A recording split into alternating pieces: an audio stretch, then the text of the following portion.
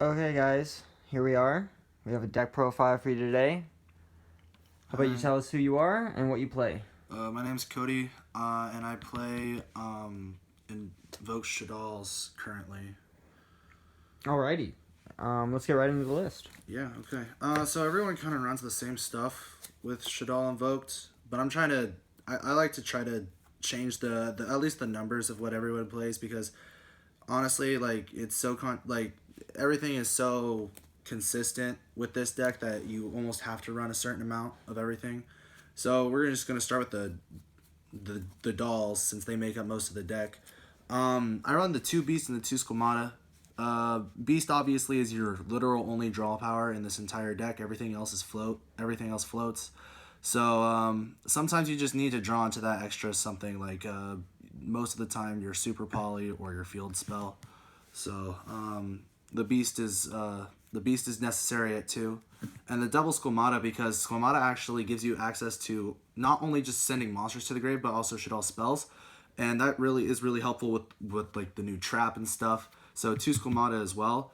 These used to be 3 ofs in the deck, but no longer because of the 2 new Shaddoll monsters, which we're gonna get into right now. We run 3 Wendy and 1 Ariel.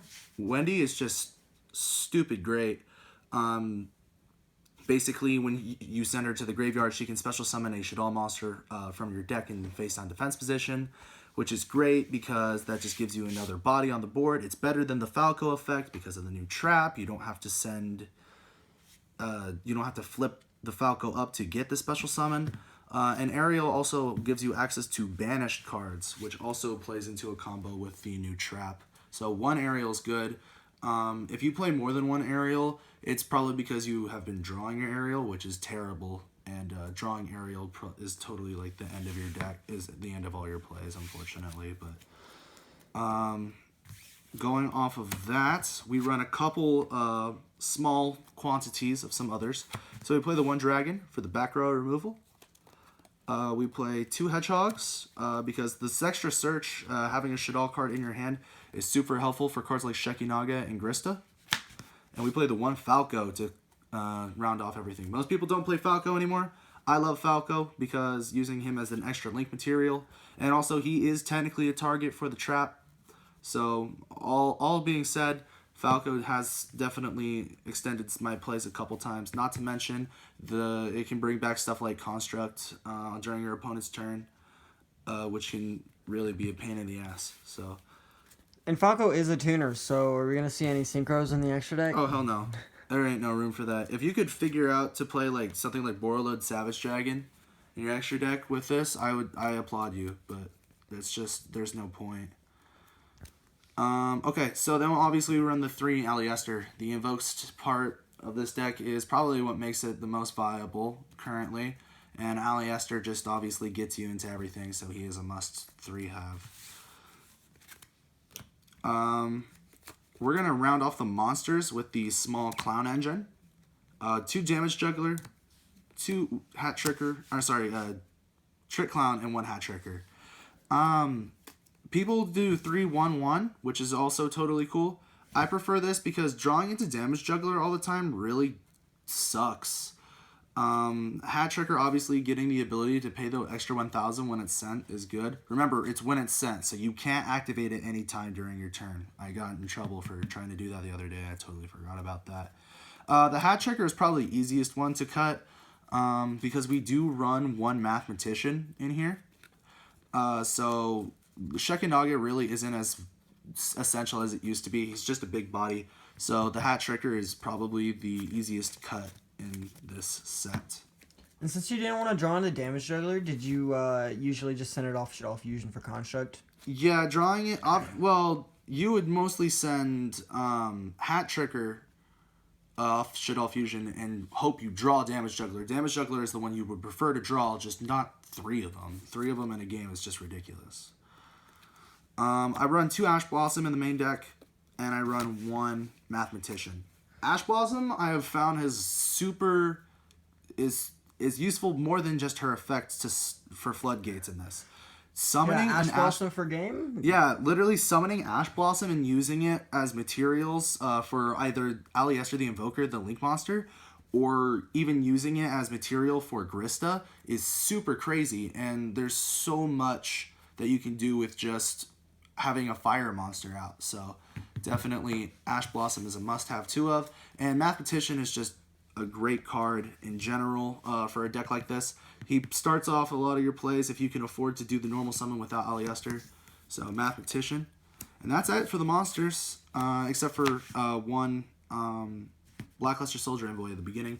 Honestly, this dude is a super brick. I've found that I've literally, every time I've summoned him, it's just, I already have game and I just need an extra body on board just to cement it, maybe banish something that I can't get rid of.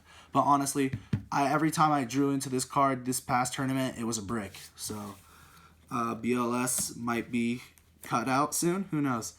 Onto the spells, they're pretty simple, like this is pretty much what everybody runs. But we're running the 3 Shaddoll Fusions and the 3 Ls. 3 and 3, it just makes sense. There's not a lot of ways you can search these spells at all in this deck. There's no monster that does it for you. So, except for the new Fusion monster. So drawing into these is exactly what you need. And hopefully you open with the Shaddoll Fusion, because going second Shaddoll Fusion is probably one of the most insane cards of this current era in Yu-Gi-Oh! So, obviously the Shaddoll Fusion just gives you a lot more like super poly like effects. Obviously people can interrupt that, but still, Eldritch Shaddoll Fusion is great. I run 2 Invocation and 2 super polys.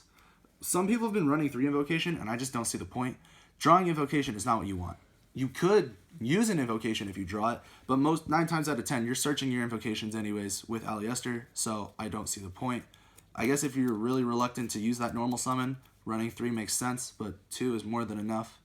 And 2 Super Poly, because everything in your extra deck is a Super Poly target. Everything. Everything requires one sort of monster with an attribute, and obviously your opponent's not going to be summoning anything without attributes, so...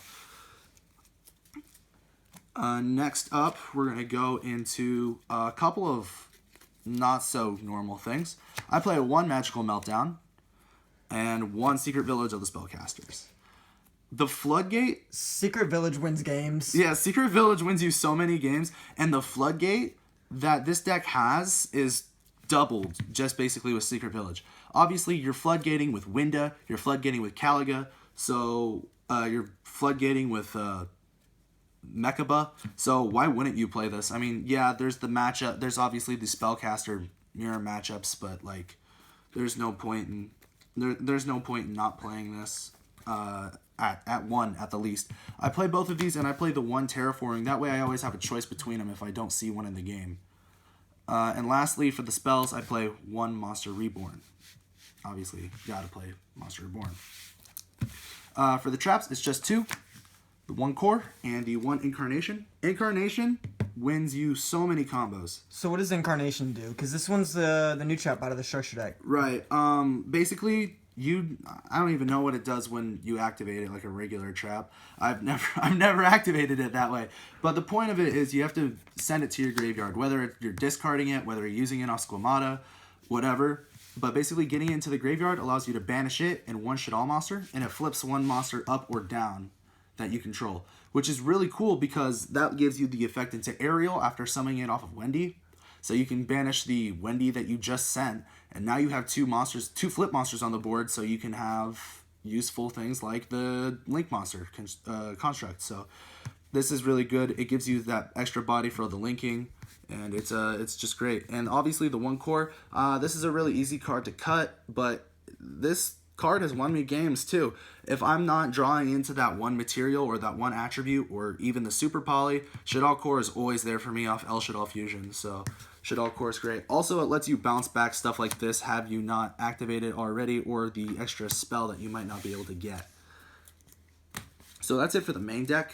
Quick question. So yeah. how long have you been playing Shaddolls? Like since they came out. So I've been playing since 2015, 2016 on Shaddolls. So...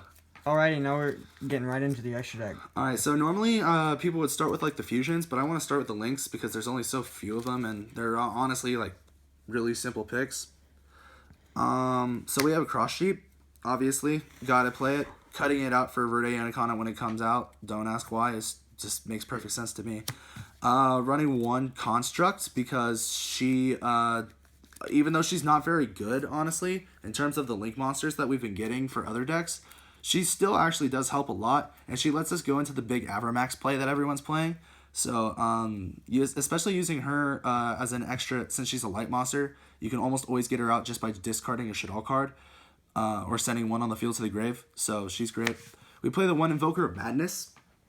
This card, like I said, is really useful because you have all these monsters that aren't only spellcasters, but your opponent are like, you're playing all these monsters with different attributes, and the only one that's not a spellcaster in your main deck is Ash, but still, getting this out is super useful. Obviously, there's a lot of side options you can also play to get things that aren't spellcasters out, so Invoker of Madness is definitely a good one.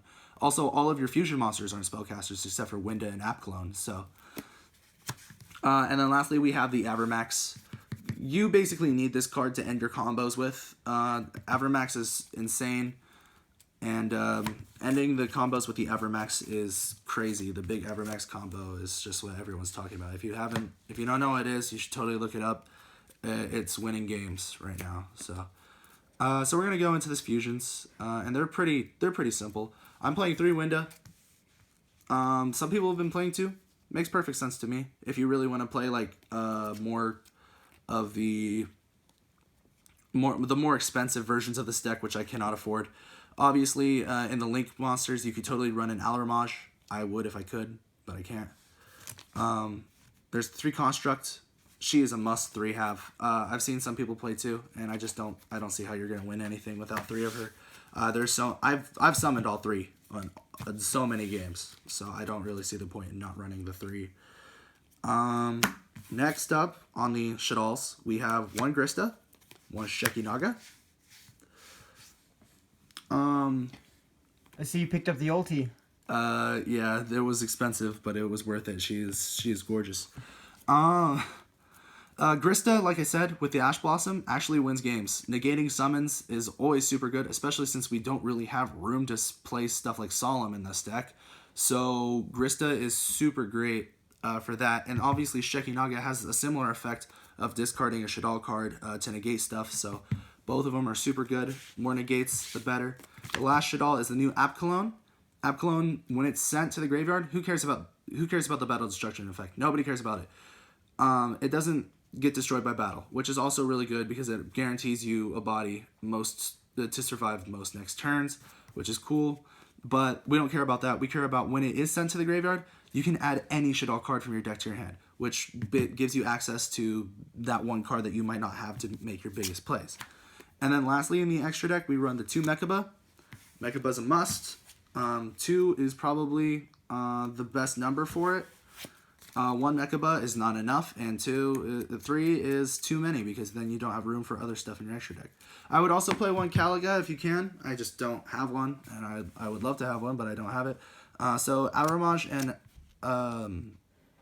Alramage and Caliga would be the other 2 spots. If I had to remove anything for it, it would be 1 Winda, and it would probably be a toss-up between the Grista and the Shek. Honestly, both of them are just as useful now, so it really just depends. So yeah, that's it for the deck profile. Thank you for watching. Anything you want to say? Shout out to Team Blue Falcons for allowing us to upload the deck profiles. And shout out to Vinny for piloting the team, as well as this channel.